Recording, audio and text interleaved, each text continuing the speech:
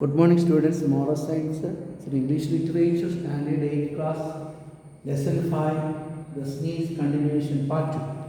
I think about the last class, 22nd September. We are up to here. Your Excellency, excuse me, you see, I did not to die. You know about the humor of this lesson is a satire type of lesson because at the end of the story, Chevakov was died due to an attack because he was desperate. He couldn't get the what he expected from the general part because general is not give any mercy to Chevakov because 3 times Chevakov visited his office, but the last time general said get off from the office, and because there is no type of pardon from the part of the general, so Chevakov is thinking about how to feel a common man, how to expect this type of behavior from a general, a chief officer. So the shocking of this happening, what happens? Chevakov came to his house and without removing his dress was lay in the bed and died. Okay, shall we continue?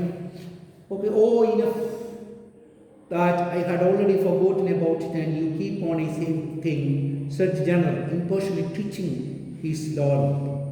അപ്പോൾ second പ്രാവശ്യം രണ്ടാം പ്രാവശ്യം വീണ്ടും ശിവചരിത്രത്തിൽ പറയുന്നതാണ് body ശരീരം ഇളക്കിക്കൊണ്ട് general ബർജലോ പറയുന്നു, എന്നെക്കൊണ്ട് ഇത് ഞാനായിട്ട് സാധിക്കും, പിന്നെ ഞാനത് മറന്നു കഴിഞ്ഞല്ലോ, താങ്കളെന്തിനെ വീണ്ടും നോക്കുന്നത്. ഈ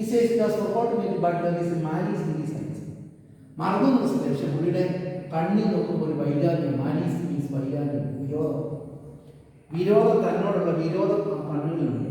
He won't be in speak. I must explain. I didn't mean that sneezing is a law of nature. Or else he might think I was spitting. If he doesn't think so, now he will let it. തുമ്മുക എന്ന് പറയുന്നത് പ്രകൃതിയുടെ നിയമമാണ്. തുമ്മൽ വന്നാണ് തുമ്മാനുണ്ട്, അത് ശരീരത്തിൽ പ്രകൃതി. ഞാനത് ചെയ്യുന്നത് നീ പുള്ളിക്ക് എന്തിനാ ഇതിന് മാത്രം വിരോധം തോന്നുന്ന കാര്യം? തുമ്മി എന്നുള്ളതല്ല ഉള്ളൂ, അത് വലിയൊരു കുറ്റമാണ്. പക്ഷെ ഞാൻ പറഞ്ഞത് ഇയാളെക്കൊണ്ടാണ് സ്വീകരിക്കാറ്. On reaching home, Chevakov told his wife about his incident. She was alarmed at first when she shared that Vigilov was not her husband's chief. He felt an issue. ഇന്ന് ഭാര്യയോട് ഭാര്യ പേടിക്കാനില്ല, നിങ്ങളുടെ ചീഫൊന്നും അല്ലല്ലോ, അയാൾ വേറെ ഓർമ്മിച്ചില്ല. Still, you must go and apologize. He might think you don't know how to behave in society. എന്നിരുന്നാലും നിങ്ങൾ പോയി പുള്ളിയോട് ക്ഷമ ചോദിക്കുന്നത് നന്നായിരിക്കും. കാരണം അല്ലെ നിങ്ങളൊരു മോശം നിങ്ങൾക്ക് പെരുമാറാൻ അറിയത്തില്ല എന്ന് ഒരു വിഷയം ചിന്തിച്ചിട്ടുണ്ട്. This is just sector of I appraise but he accepted curiosity. He didn't say anything sensible but then there was no time for conversation. ശരിയാണ്, പക്ഷേ അയാളെ എനിക്ക് സംസാരിക്കുന്ന അവസരം എത്രയോ ഞാൻ എന്നെയാണ്. The following day, Chevakov shaved, wore his new uniform, and went to Vigilov's office to explain things on to him. In the general reception, there was a large crowd of petitioners.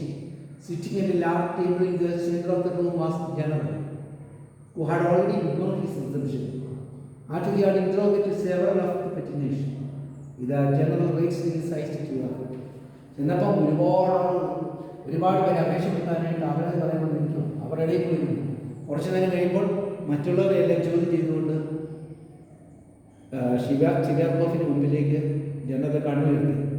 അപ്പോൾ yesterday in the opera house, if you remember, Your Excellency, the little of Hildeman has sneezed and started doing it. ഇതിനെ പറഞ്ഞു പറ്റും സാറേ, ഇന്നലെ opera ഹൗസിൽ എത്തി ഞാൻ തോന്നി, എനിക്ക് അവിടെ ബുദ്ധിമുട്ട് തോന്നി, ഞാനിങ്ങനെ ക്ഷമ പറയാനായിട്ട് വന്നതാണ്.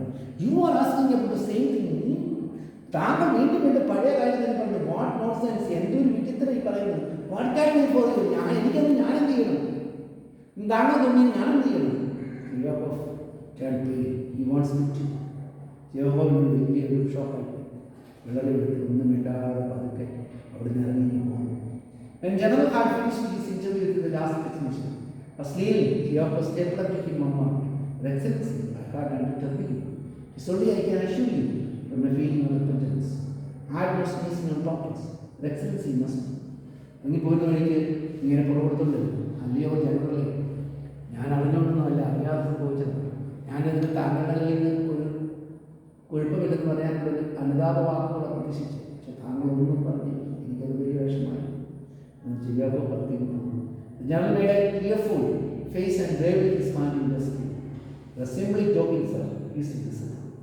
താങ്കൾ പിന്നെ വെറുതെ ചുമ്മാ കളിയാക്കാൻ വന്നത് ജോക്ക് പറയാം. He says, I am joking.